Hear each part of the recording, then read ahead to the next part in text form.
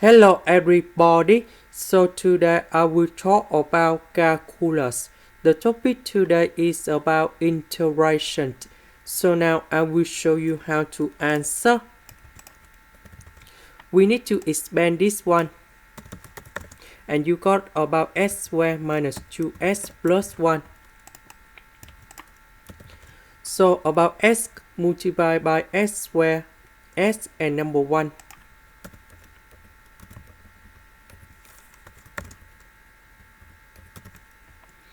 Now, we have the formula in here. The integration of s to the power of n ds, you got about s to the power of n plus 1 over n plus 1, and we put about c.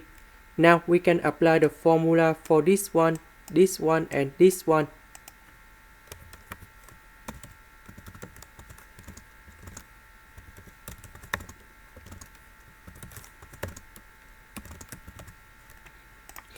This is the end. Thank you for watching.